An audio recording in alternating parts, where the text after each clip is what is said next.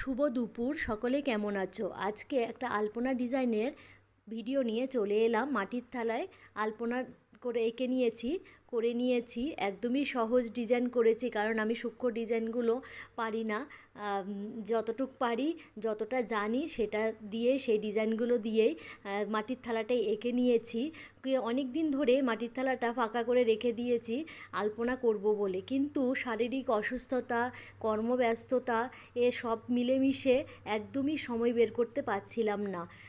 কিন্তু কি করব বলো, জীবনে চলতে গেলে তো এই সবগুলো নিয়েই চলতে হবে। সমস্যা থাকবে, শারীরিক অসুস্থতা থাকবে, ব্যস্ততা থাকবে।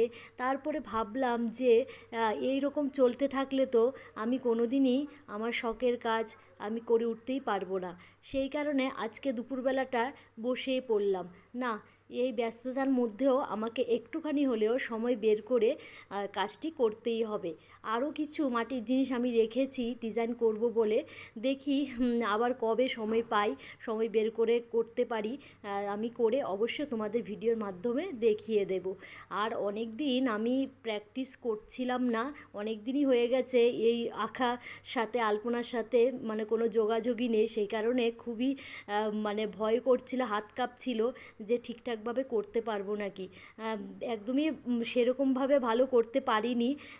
যাই করেছি, একটু সময়টা কাটালাম, একটু মনটাকে ভালো রাখলাম, কারণ এই যে কাজটি নিয়ে বসেছি, কাজটি যে কমপ্লিট করতে পেরেছি, এতেই আমার মনে খুব আনন্দ পেয়েছি।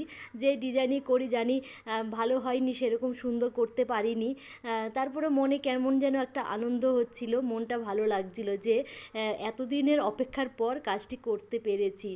বন্ধুরা বলো কেমন লাগলো তোমাদের এই আলপনার ডিজাইনটি। হ্যাঁ, আমি যদি প্র্যাকটিসের মধ্যে থাকি হয়তো আরেকটু ভালো করতে পারবো।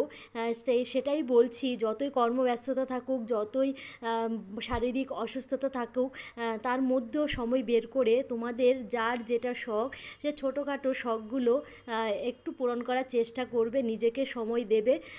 তাহলে দেখবে তোমার মনটা ভালো লাগবে, মনে আনন্দ হবে, তাহলে খুবই খুশি লাগবে আর কি।